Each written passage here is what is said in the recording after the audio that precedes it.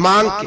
حضرت ابو ہریرہ رضی اللہ تعالیٰ عنہ فرماتے ہیں بھوک زیادہ لگتی تھی نا جب مجھے، تو میں حضرت عمر سے، ابو بکر سے، عثمان، مولا علی سے کوئی مسئلہ پوچھ لیتا تھا، اور جب میں مسئلہ پوچھتا تھا تو وہ مجھے روٹی کھلا دیتے تھے. جب میں ان سے مسئلہ پوچھتا تو وہ مجھے، حضرت ابو ہریرہ فرماتے ہیں مجھے بھوک لگی، میں حضرت عمر کے پاس گیا، ان سے مسئلہ پوچھا. ان کا رواج تھا جب میں مسئلہ پوچھتا تو پہلے روٹی کھلاتے. ہمارے بزرگ یہ فرماتے ہیں کہ کھانے کھلا کے دین پڑھاؤ. صرف تمہارا کتب خانہ نہیں کھلا ہونا چاہیے، تمہارا دسترخوان بھی کھلا ہونا چاہیے. کسی نے نبی پاک صلی اللہ علیہ وسلم سے پوچھا تھا بہترین مسلمان کون ہے؟ حضور نے فرمایا جو سلام لینے میں پہل کرے اور روٹی زیادہ کھلائے. جو روٹی ہر وقت فکر کرے یار تو روٹی کھا لے، روٹی کھانے کی طرف توجہ دلائے. کھلانا سنت ہے، زیادہ کھانا اس میں بھی فرق رکھے. تو نبی پاک صلی اللہ علیہ وسلم کے صحابی حضرت ابو ہریرہ رضی اللہ تعالیٰ عنہ فرماتے ہیں میں نے حضرت عمر سے مسئلہ پوچھا. میں نے کہا حضور مسئلہ بتائیں، تو کہتے پہلے ان کی عادت تھی جب میں مسئلہ پوچھتا تو روٹی بھی کھلاتے. آج انہوں نے مسئلہ ہی بتایا ہے، روٹی کوئی نہیں کھلائی. تو مجھے کہنے لگے ابو ہریرہ تو سوچتا ہوگا روٹی نہیں اس نے پوچھی، تو نے کب سے کھانا نہیں کھایا؟ میں نے کہا آج صبح سے. تو جناب عمر کہنے لگے میں نے کل صبح سے نہیں کھایا. چل ابو بکر صدیق کے گھر مسئلہ پوچھتے ہیں. کہتے ہیں جناب صدیق اکبر کے دروازے پہ گئے، جا کر کے ان سے مسئلہ پوچھا. ان کی بھی عادت تھی جب کوئی مسئلہ پوچھنے جاتے تو دسترخوان بچھا لیتے. کہتے آؤ روٹی بھی کھلاتا ہوں، مسئلے بھی بتاتا ہوں. کہتے ہیں گئے تو انہوں نے بھی مسئلہ بتایا، روٹی کوئی نہ پوچھی. تو کہنے لگے عمر ابو ہریرہ تم لوگوں نے کل پرسوں سے نہیں نہ کھایا ہوگا. اور ابو بکر کو 4 دن گزر گئے ہیں، تھوڑا سا دودھ ملا ہے یا کھجور ملی ہے، روٹی کوئی نہیں ملی. چلو در رسول پہ چلتے، آؤ حضور کی بارگاہ. کہتے ہیں نبی پاک کی بارگاہ میں آئے، حضور نے چہرے دیکھے، کریم سے مسئلہ نہیں پوچھنا پڑا. میرے مصطفیٰ کریم نے فرمایا بھوک لگی ہوئی ہے تم تینوں کو؟ 3-4 دن ہو گئے. اللہ کے رسول نے فرمایا مجھے پورا ہفتہ ہو گیا ہے. سبب کچھ اور ہے جس کو تو خود سمجھتا ہے. زوال بندہ مومن کا بے زری سے نہیں، بھوک نقصان کا وجہ نہیں بنی، وجہ کوئی اور بنی ہے. رشوتیں جو بازار گرم ہوئے ہیں لوٹ مار کے، یہ روٹی کے لیے نہیں، یہ زیادہ کھانے کے لیے، یہ بینک بیلنس کے لیے گرم ہے. یہ لوٹ مار کا مقصد کوٹھیاں بنانا ہے. روٹی کا تو رب کریم کا وعدہ ہے. جو روز روتا ہے شام کو کہ میرا کاروبار کوئی نہیں، اصل میں کہتا ہے بنگلہ کوئی نہیں، اصل میں کہتا ہے کار کوئی نہیں، پجارو کوئی نہیں، روٹی تو اللہ عطا فرماتا ہے، اس کا وعدہ ہے. فرمایا حضور نے 3 دن بیت گئے، چلو. میرا بے تکلف صحابی ہے ابو الحسن انصاری، وہ بڑے نصیب والے ہوتے ہیں جن کو میرے نبی پاک خود کہتے تھے کہ تیری فلانی ذمہ داری ہے. اس زمانے کا تو کسی کو کہہ دیا جائے یہ تیری ذمہ داری ہے تو کہتا ہے یہ تو پھٹیکے ڈالنے لگ گیا ہے، یہاں سے تو چھٹی کر دینی چاہیے. خوش ہوتے تھے صحابہ کہ ہماری ذمہ داری لگی. کہتے ہیں حضرت ابو الحسن انصاری کے گھر گئے، نبی پاک نے فرمایا بھوک بڑی لگی ہے، کھانا لا. کہتے ہیں حضور نے اسے کہا تو اس آدمی کو تو وجد ہی ہو گیا. اس نے کہا میرے اتنے نصیب کہ حضور کا یہ کھانا کھلا. آؤ دیکھو دنیا والوں، آج جو سب سے زیادہ عزت والا ہے وہ میرا مہمان بنا ہوا ہے. فرماتے ہیں وہ دوڑے گئے، بکری اٹھائی، ذبح کی، بیوی کو کہنے لگے روٹی تیار کر. ادھر کھجوریں توڑی، انگور توڑے، کہنے لگے حضور آپ جب تک تناول کریں تب تک کھانا پک جاتا ہے. حضرت عمر کہتے ہیں روٹی پک کے آئی، بڑا پیارا گوشت، بڑا اچھا سالن، بڑا خوبصورت خلوص والا کھانا. فرماتے ہیں میں نے بڑا ہی کھایا. نبی پاک نے نہ ایک روٹی لی اور چھوٹی چپاتی، تھوڑا تھوڑا سالن کونوں سے.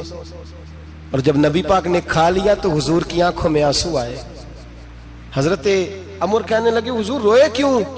نبی پاک نے فرمایا سوچتا ہوں 7 دن کے فاقے کے بعد کھایا ہے، پر ڈرتا ہوں رب اس کا حساب پوچھے گا تو جواب کیسے دینا ہے، اس کا حساب بھی تو دینا ہے نا جو کھایا ہے. تو حضرت عمر فاروق کے ہاتھ میں کچھ چیز تھی، زور سے زمین پہ ماری، کا محبوبہ 7 دن کے بعد بھی روٹی کھائے تو حساب دینا ہے.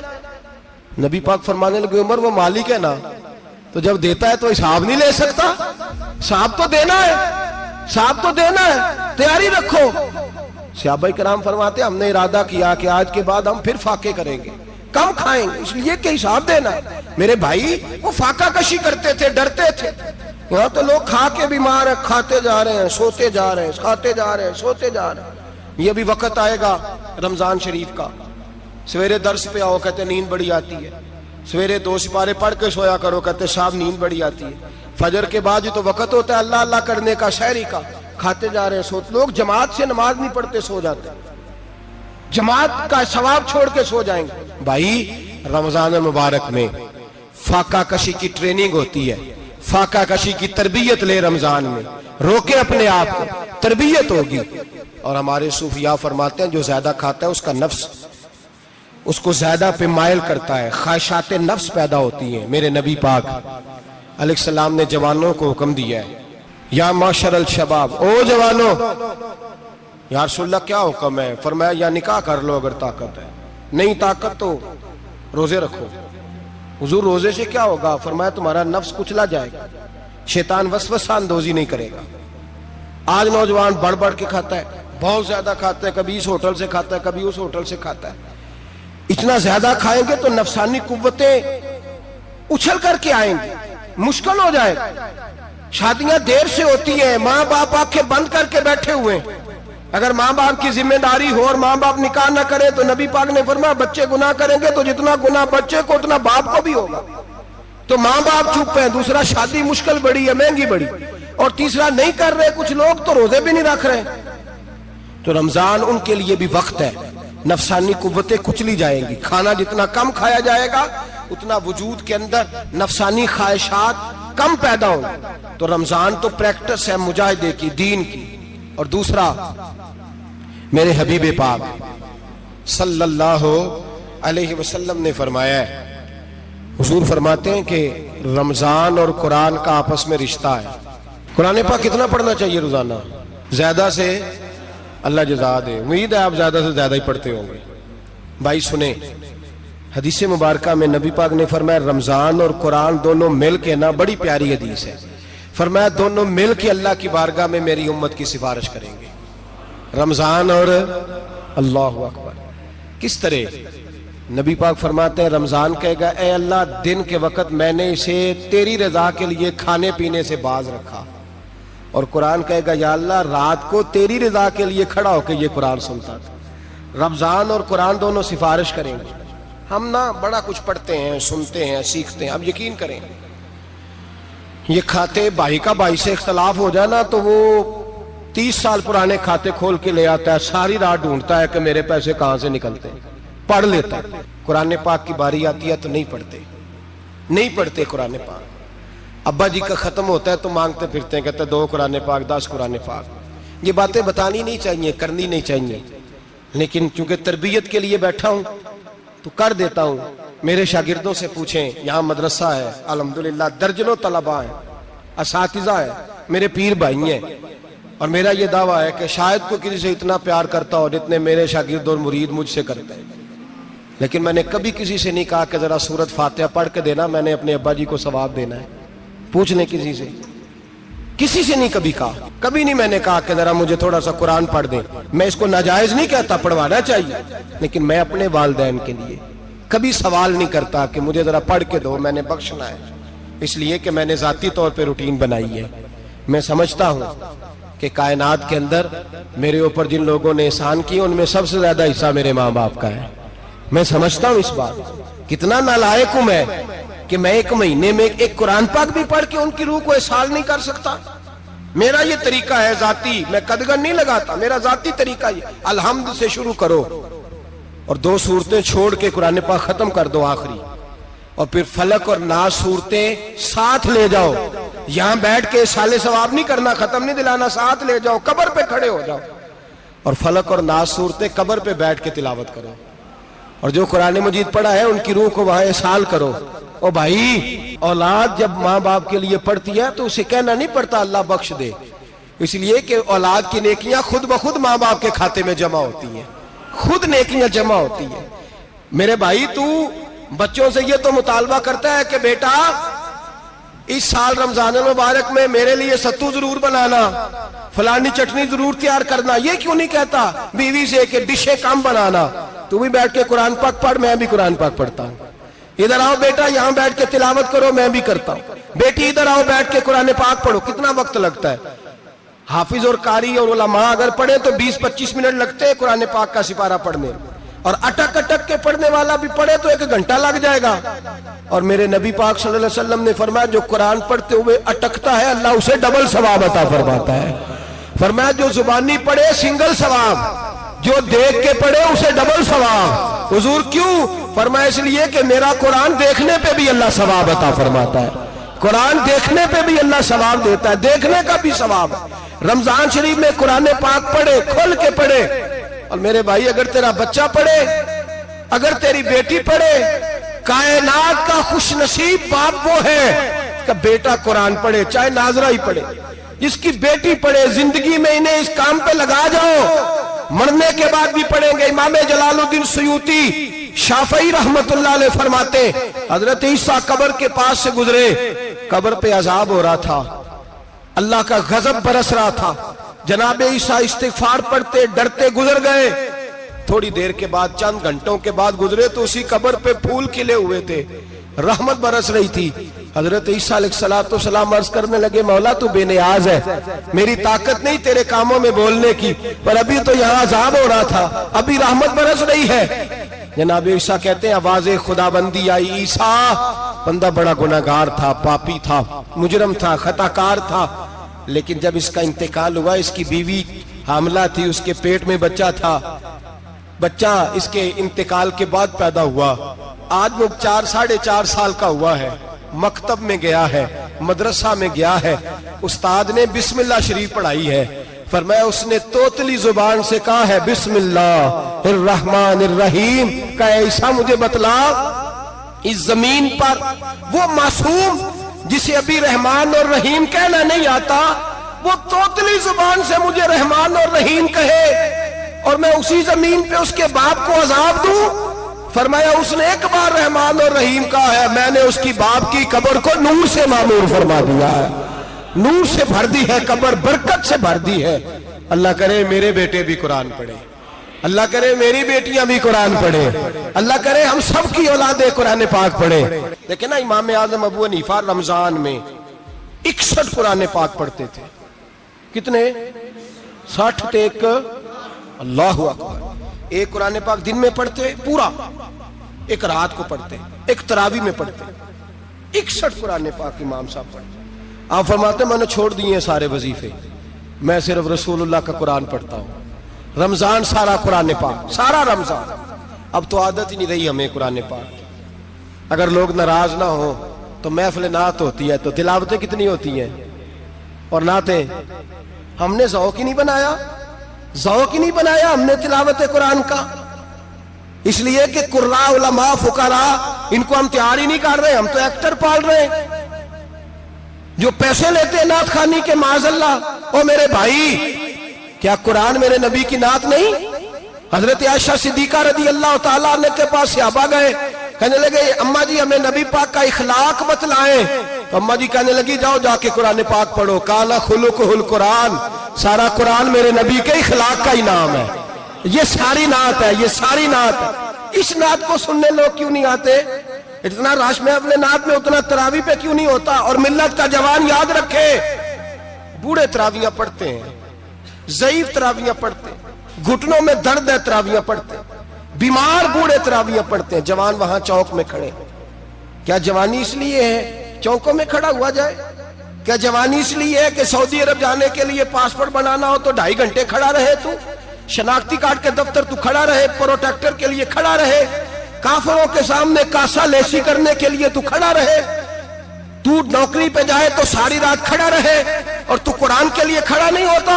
میرے محبوب نے فرمایا من قام ایمانا واحتسابا غفر له ما تقدم من ذنبه، فرمایا جو رمضان المبارک میں اللہ کی رضا کے لیے گناہوں کی معافی کے ارادے سے قیام کرے گا، راتوں کو عبادت کرے گا، اللہ اس کے پچھلے سارے گناہ معاف فرما دے گا۔ نوجوان ارادہ کریں، پروگرام بنائیں کہ انشاءاللہ قرآن پڑھنا بھی ہے، قرآن پڑھوانا بھی ہے، سننا بھی ہے، اور انشاءاللہ بولیے سننا بھی ہے اور پڑھنا بھی ہے اور پڑھانا بھی۔ ہمت کریں، دلیری کریں، آکے کھڑے تو ہو، اللہ توفیق عطا کرے گا۔ پہلی بات یہ کہ روزہ رکھیں، دوسری بات یہ کہ قرآن پاک کی تلاوت کریں، اور روزہ رکھیں تو روزے کے سارے حسن سمیت اسے رکھیں۔ نبی پاک نے فرمایا رمضان غمخواری کا مہینہ ہے، غمخواری کریں۔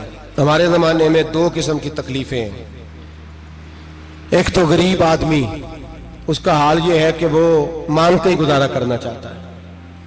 اس نے ہاتھ یوں کر لیا ہے تو اب اس کا یوں ہونے کو تیار نہیں. ضرورت اگر کسی آدمی کو کسی دروازے پہ لے جاتی ہے تو برا نہیں، لیکن سوال کا اپنے اوپر دروازہ کھول لینا یہ ٹھیک نہیں. فاقہ کشی پیدا کریں، حوصلہ پیدا کریں، تھوڑے پہ گزارا کرنا سیکھیں. غریبوں کو بھی اجازت نہیں کہ وہ نکل کھڑے ہوں میدان میں مانگنے کے لیے. ٹولیاں نکلتی ہیں رمضان میں، جتھے نکلتے ہیں خیرات کٹھی کرنے والے. بچیں. میرے نبی پاک صلی اللہ علیہ وسلم نے فرمایا جس نے بغیر ضرورت کے سوال کیا جب قیامت کے دن آئے گا تو اس کے چہرے کے اوپر گوشت نہیں ہوگا، صرف ڈھانچہ ہی ہوگا. اتنی بھیانک صورت میں آئے. بغیر اشد ضرورت کے سوال نہ کر، کبھی سوال نہ کر. اور امیروں سے گزارش ہے کہ رمضان ہمدردی کا مہینہ ہے. ہمدردی کریں تو سامنے والے کی عزت کا بھی خیال کریں. یہ بات درست ہے کہ غریب سیاڑا نہیں ہوتا، اس لیے کہ جس کی جیب میں پیسے نہیں ہوتے بھائی اسے عقل بھی نہیں ہوتی. جس کے گھر کار نہیں ہوتی اسے چلانے کا طریقہ، جس کے گھر اوون نہیں ہوتا اسے چلانے کا طریقہ بھی نہیں آتا. جس کے گھر میں چیزیں ہوتی ہیں اسے چلانا بھی آ جاتا ہے. جدے کر دانے اودے کملے بھی اس کے سیانے ہو جاتے ہیں. تو چودھری صاحب، سیٹھ صاحب، نواب صاحب آٹا تقسیم کرتے ہیں، کھڑے ہو کے فوٹو کھچاتے ہیں، فیس بک پہ دیتے ہیں، اور ایک آٹے کا تھیلا اور 10 اخباروں میں فوٹو. اللہ سے ڈریں. رمضان ہمدردی کا مہینہ، ہمدردی کا. غریب کو دیں تو اس کی عزت کو رسوا نہ کریں. میرے نبی پاک علیہ السلام کے صحابی حضرت عبداللہ ابن عمر رضی اللہ تعالیٰ عنہ ڈھونڈ کے لاتے تھے مسکینوں کو، ڈھونڈ کے، اور جب لاتے تھے تو اپنے دسترخوان پر بٹھا کر اپنے ساتھ افطاری کرایا کرتے تھے. اور پھر فرمایا اللہ تعالیٰ نے لن تنالوا البر حتی تنفقوا مما تحبون. اللہ کے راستے میں وہ چیز دینی ہے جو تمہیں زیادہ پیاری ہو. کون سی چیز جو تمہیں؟ میں تھوڑا سا بے باک ہوں، بعض دوستوں کے ساتھ، سب کے ساتھ نہیں. ایک دوست مدرسے میں گھی دینے آئے ایک دفعہ، تو وہ والا گھی دے گئے جو سب سے سستا تھا. تو میں نے کہا مجھے دیانتداری سے بچائے، آپ یہی کھاتے ہیں گھر میں؟ کہنے لگے نہیں. تو میں نے کہا پھر ہم نے بچے مارنے کے لیے تو نہیں نہ رکھے ہوئے، کیا وہ والا گھی اللہ کے راستے میں پیاری چیز دے رہی ہے نا. اس لیے گلے گلے نوٹ لوگ مسجد کے گلے میں ڈال جاتے ہیں، پھٹے ہوئے ڈال جاتے ہیں، کہتے ہیں جوڑ لیں گے مولوی صاحب. اور خدا کے بندے پیاری چیز دینی تھی تو نے، اور تو نے اس کا ترجمہ الٹ کر لیا ہے. سمجھ لیں رمضان المبارک میں کسی غریب کی مدد کرنی ہے تو ساتھ اس کی عزت بھی کرنی ہے. نبی پاک علیہ السلام کے دروازے پر جب یہ جملہ ایک ہے لیکن بڑا قیمتی ہے. صحابہ کہتے ہیں جب ہم دروازہ رسول پہ جاتے تھے خیرات بھی ملتی تھی اور عزت بھی ملتی تھی. خود بھیک دے خود ہی کہیں منگتے کا بھلا ہو. خیرات بھی ملتی تھی اور عزت بھی ملتی تھی. نبی پاک ساتھ عزت بھی دیتے تھے. مسکین کو، غریب کو دیں اور خیر خائی کریں. جوتے بیچنے والے جوتوں کے ریٹ سستے کریں، کپڑا بیچنے والے کپڑے کا ریٹ، درزی صاحب بھی ریٹ سستا کریں، دکاندار بھی چیزوں کا ریٹ، حکیم صاحب پیسے کم لیں، ڈاکٹر پیسے کم کریں، حکومت نرخوں میں کمی کرے، اور یہ کام اجتماعی طور پہ کریں. میرے نبی پاک نے فرمایا رمضان غمخواری کا مہینہ ہے، اس میں غمخواری کرنی ہے، دوسرے کا خیال کریں، اظہار کریں، قربانی کریں. یہاں ہر چیز کا ریٹ بڑھ جاتا ہے رمضان شریف میں. ہر آدمی کہتا میرا سیزن آ گیا ہے. توجہ بڑھائیں، خیال کریں، غمخواری کا مہینہ ہے. اور پھر آپ لوگوں سے یہ بھی گزارش ہے کہ رمضان المبارک کا جب مہینہ آئے تو جس آدمی کے ساتھ نیکی کرنی ہے وقت پہ کریں. کسی غریب کو پیسے دینے ہیں، کپڑے دینے ہیں تو یکم رمضان کو دیں. میں اکثر دوستوں سے پوچھتا ہوں، میں کہتا ہوں قاری صاحب نو جوڑا کدو دیندے ہو؟ کہندے 27ویں والے دن. میں کہ مینوں لگ گئی سمجھ، تہاڈی سازش ہے کہ جڑے سواں کے پا نہ لوے. ایویں مولوی چودھری صاحب دے نال دے کپڑے پا لے تے کتے لکھیا ہے اینوں دینا ہے 27ویں. تسی دسو 27ویں والے دن کو درزی سی کے دیندا ہے، اونوں 3 گنا بھی پیسے دئیے تے کہندا جڑے باقی نے انہاں دے نہیں بٹن پہ لگ دے میرے کولوں. کتھوں جوڑا سی کے؟ تو کس دن دیتے ہو قاری صاحب کو؟ کیا مقصد ہے؟ پہننے کے لیے دے رہے ہو یا اس لیے دے رہے ہو کہ نہ پہن سکے؟ تو بھائی آپ جب کسی کو کچھ چیز دیں گے تو کب دیں گے؟ جب وہ استعمال کر سکے. غریب کو لوگ فطرانہ دینے جاتے ہیں عید سے 1 دن پہلے، تو کیا کرے گا اس کا؟ وہ نہ تو کپڑے خرید سکا نہ روٹی لا سکا. بلکہ میرے حضرت صاحب فرماتے ہیں رمضان سے پہلے دے دو. رمضان کی نیت کر کے رمضان سے 1-2 دن پہلے دے دو، اللہ رمضان جتنا ثواب ہی عطا فرمائے گا. رمضان سے پہلے دو جس کو کچھ ہے دینی، قبل از وقت تیاری کرو. اور میرے قبلہ صاحب فرمایا کرتے اپنے کپڑے بعد میں، غریب کے بچوں کے کپڑے پہلے. اپنے گھر کی ضروریات بعد میں، غریبوں کی ضروریات اس لیے کہ اللہ پاک نے ان کا رزق بھی ہمارے گھر بھیج دیا ہے. ہماری ڈیوٹی لگائی ہے کہ تم نے بانٹنا، بانٹنے والے بنو. اور یہ ذہن بنائے کہ پتہ نہیں کس کا حصہ تھا جو اللہ نے میرے گھر بھیجا. یہ ذہن بنا کے بانٹ. اور جس کو دینے جائیں، ہاں آپ کو اجازت ہے تھوڑا بہت پتہ کرنے کی، لیکن تھوڑا بہت تفتیش کرنے کی اجازت، بال کی کھال اتارنے کی اجازت. میں نے دیکھا ہے لوگ غریبوں کا انٹرویو لیتے ہیں. تیرا تو فلانا کمانے والا نہیں، تیرا تو فلاں بچہ. او بھائی بہت سارے غریب ایسے ہیں، بڑے ہیں، جو کمانے کی کوشش کرتے ہیں لیکن ان کا سبب نہیں بنتا. ہاں ہے ایسے لوگ جو سعودی عرب چلے گئے ہیں، کہتے ہیں تیرا تو فلاں باہر نہیں گیا. گیا ہے، لیکن سارے سعودی عرب جانے والے بھی مال کمانے کی طاقت نہیں رکھتے. کئی وہاں بھی بیٹھ کے بیچارے قرضوں میں الجھے ہوئے ہیں، وہاں والوں کے ظلم کا شکار ہیں. بہت ساری آزمائشوں میں تو تفتیش کرتا ہے. میرے امام شافعی کا ایک جملہ اگر آپ کو یاد رہ گیا تو بات بن جائے گی. امام شافعی رحمت اللہ، بلکہ حضرت غوث اعظم جیلانی کے پاس وہ بات آپ کو زیادہ فائدہ دے گی. حضرت غوث اعظم جیلانی کو ان کا ایک مرید سمجھانے لگ گیا. کہنے لگا حضرت جی آپ سب کو دیتے رہتے ہیں، ہر بندہ مستحق نہیں ہوتا، ذرا ٹٹول کے دیا کریں. تو غوث اعظم جیلانی فرمانے لگے بھائی مجھے تو لگتا ہے تو بھی ان چیزوں کا مستحق نہیں تھا جو اللہ نے تجھے عطا کر دی ہے. پہلے تو بتا تو مستحق تھا، تجھے اپنی حیثیت اوقات کا پتہ ہے جو اللہ نے تجھے دے دی ہے. طاقت تھی، کوالٹی تھی، تیرے اندر وہ صلاحیت تھی. رب نے تو نہیں تیری تفتیش کی کہ تو قابل ہے کہ نہیں، تو اللہ کے بندوں کی تفتیش کرتا پڑتا ہے. امام شافعی فرمایا کرتے، امام شافعی فرماتے رب تجھے پرکھ کے نہیں دیتا، ٹٹول کے نہیں دیتا، رسوا کر کے نہیں دیتا. تو غریبوں کے ساتھ یہ سارا ظلم کیوں کرتا ہے؟ بس پتہ چل گیا وہ ضرورت مند ہے تو دے. اس لیے کہ اجر تجھے غریب نے نہیں دینا، اجر اللہ نے دینا ہے. اور اللہ اجر عمل پہ نہیں دیتا، اللہ تو نیت پہ اجر عطا فرماتا ہے. تو نیت دیکھ تیری کس طرح کی. تو میرے بھائی غریب کو دیں، قبل از وقت دیں. رمضان مبارک میں چوتھا کام، بات آخری اور چوتھا کام سنیں. رمضان میں دین سیکھیں.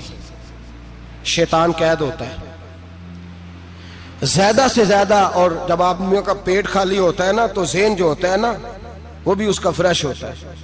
اس میں کوشش کریں دین سیکھنے کی. میرے نبی کریم صلی اللہ علیہ وسلم نے اس دین کو علم کا دین قرار دیا ہے، شعور کا دین قرار دیا ہے، فہم کا دین قرار دیا. نبی پاک صلی اللہ علیہ وسلم نے فرمایا ایک عبادت کرنے والا عشاء کے بعد کھڑا ہو اور فجر تک نماز پڑھتا رہے. ایک عالم دین عشاء پڑھ کے سو جائے، اٹھ کے فجر پڑھ لے، تو وہ 70 عبادت کرنے والوں کا درجہ زیادہ نہیں، عالم کا درجہ پھر بھی زیادہ ہے. اس عالم دین کا درجہ زیادہ ہے، اس لیے کہ وہ لوگوں کو آگاہی دیتا ہے، شعور بخشتا ہے. یہ دین جو ہے یہ، اور نبی پاک صلی اللہ علیہ وسلم نے فرمایا عبادت کرنے والے پر عالم کا درجہ اتنا ہی زیادہ ہے جتنا میرا درجہ اپنے غلاموں پر زیادہ ہے. عالم کو حضور نے اتنا بڑا مقام دیا. دین سیکھیں، شعور حاصل کریں. یہ فقاہت کا دین ہے، شعور حاصل کرنے کا دین ہے. اور نبی پاک صلی اللہ علیہ وسلم نے فرمایا دین کی ایک بات سیکھ لینا 1000 نفل پڑھنے سے زیادہ درجہ رکھتی ہے. دین کی ایک بات سیکھ لینا 1000 جنازے میں شرکت سے زیادہ درجہ رکھتی. دین کی ایک بات سیکھ لینا، میرے نبی پاک صلی اللہ تعالی علیہ وسلم ارشاد فرماتے 1000 مریض کی عیادت کرنے سے زیادہ درجہ رکھتی. فرمایا جس نے رات کے ایک لمحے میں دین کی ایک بات سیکھی، اللہ اسے ساری رات عبادت کرنے سے زیادہ ثواب عطا فرمائے گا. میرے ارشاد فرمایا کرتے جب سیکھنے والے کو یہ ثواب ملے گا تو بتائیے سکھانے والے کو کتنا ثواب ملے، اسے اللہ کتنا درد. رمضان آ رہا ہے، شیطان قید ہے. دین پھیلانے کی کوشش کریں، جد و جہد کریں. بڑی نیند آتی ہے فجر پڑھ کے، لیکن اگر کسی کا ارادہ بن جائے کہ دین سیکھنا بھی ہے اور دین بچوں کو، تو پھر کوئی نیند غلبہ. ایک مثال ایک عالم نے سمجھائی. کوئی بزرگ تھے، درویش عالم، ان کے پاس ایک عورت آئی، کہنے لگی میں بچوں کو سویرے بڑا جگاتی ہوں، بچے جاگتے نہیں نماز کے لیے. بڑا عجیب جواب دیا بزرگوں نے، درویش نے، عالم نے. کہنے لگے بی بی کیوں نہیں جاگتے، جگایا کر، بیدار کیا کر، اٹھایا کر. کہنے لگی بڑی جدوجہد کرتی ہوں، اٹھتے نہیں، بیدار نہیں ہوتے. اللہ والے تھے نا. کہنے لگے یہ بتا اگر اس کمرے میں آگ لگ جائے تو پھر بچوں کو کیسے بیدار کرے گی؟ آگ سے بچانے کے لیے کیا کرے گی؟ پھر تو بالوں سے پکڑ بھی گھسیٹنا پڑا تو گھسیٹ کے کمرے سے لاؤں گی، پھر تو چوٹیں لگتی ہیں تو لگ جائیں، پھر میں پرواہ نہیں کروں گی. آپ فرمانے لگے یوں سمجھ لے جہنم کی آگ جل رہی ہے، اگر تیرے بچے نے نماز نہ پڑھی تو آگ لگ جائے گی، اگر اس نے عبادت نہ کی تو اسے آگ، اب جیسے بھی تجھے اٹھانا پڑتا ہے اٹھا گھسیٹ کے باہر لا، لیکن اس کی نماز قضا، نیند بڑی آ رہی ہے سویرے لیکن اگر دین نہ سیکھا تو مشکل ہو جائے. جیسے بھی اپنے آپ کو جگانا چاہیے، ہمت کرنی چاہیے، دلیری کرنی چاہیے. ہمیشہ مدحت خیر الانام میں گزرے.